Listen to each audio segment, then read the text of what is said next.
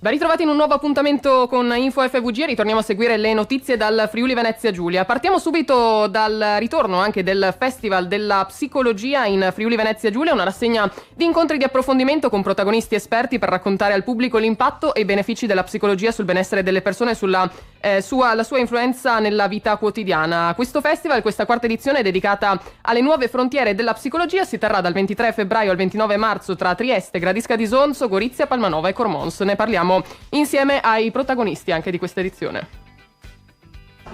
Un progetto che combina la contaminazione. La contaminazione è ricchezza, lo sappiamo a Gorizia con Nova Gorizia e Gorizia, capitale della cultura europea. Siamo particolarmente felici di essere partner di questo importante progetto multiculturale, multidisciplinare. Oggi abbiamo presentato il quarto Festival della Psicologia in Friuli Venezia Giulia, un'iniziativa che partirà il 23 febbraio da Trieste, che poi toccherà altre città del Friuli Venezia Giulia. Sarà presente il magnifico rettore per presentare anche l'ospite della serata, che sarà Katie Craig, una collega irlandese che in questo periodo sta passando un anno sabbatico in Italia, qui all'Università di Trieste, che ci parlerà di realtà virtuale. Come Fondazione Cassa di Risparmio di Gorizia abbiamo l'onore e il piacere di sostenere questo quarto festival. L'abbiamo sostenuto negli anni passati e posso dare un'anticipazione che lo faremo anche per questo evento. Per Palmanova è una grande soddisfazione accogliere ed ospitare per il quarto anno consecutivo uno degli appuntamenti principali del Festival della Psicologia, in particolare il tema scelto che analizza lo sviluppo e la creatività nell'età evolutiva è qualcosa a cui siamo molto interessati. E passiamo ora invece a Pordenone, dove sono stati presentati i progetti del comune di Pordenone capofila all'interno del progetto CATI, finanziati dalla regione Friuli Venezia Giulia. Sono 4 progetti che si contestualizzano negli ambiti di cultura, ambiente, turismo e innovazione. Ne parliamo insieme al sindaco Alessandro Ciriani, il vice sindaco e assessore alla cultura Alberto Parigi e l'assessore Morena Cristofori. Per intercettare i fondi europei è indispensabile fare massa critica e ragionare anche con gli altri comuni. Così abbiamo fatto nella logica della vecchia provincia, aggregando 15 comuni, 150.000 abitanti rappresentati per 21 progetti che battono quasi a 8 milioni di euro. Per Pordenone sono 2,4 milioni che ci consentiranno di realizzare 4 progetti legati alla valorizzazione dei luoghi più suggestivi e più belli della città. Pensiamo per esempio alle mura antiche, di mettere in rete i musei, di potenziare il piano del turismo.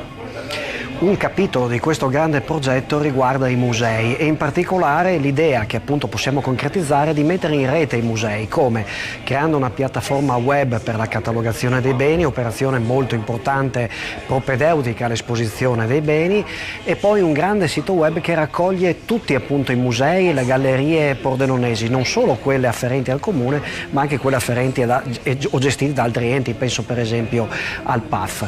La parte turistica è una parte fondamentale di questo progetto, evidentemente. Come ho detto prima, il turismo e il petrolio non solo del nostro territorio ma anche a livello nazionale si è riconosciuto il turismo come una delle nostre risorse più importanti, ma va curato e va organizzato e quindi viene messo a terra un progetto che riguarda l'organizzazione del turismo. Siamo stati investiti piacevolmente da questa onda turistica che proviene da un turismo di business, abbiamo lo stakeholder della fiera che sta pompando veramente attività produttiva e parallelamente turismo, quindi abbiamo ottenuto questa linfa importantissima anche dalla fiera.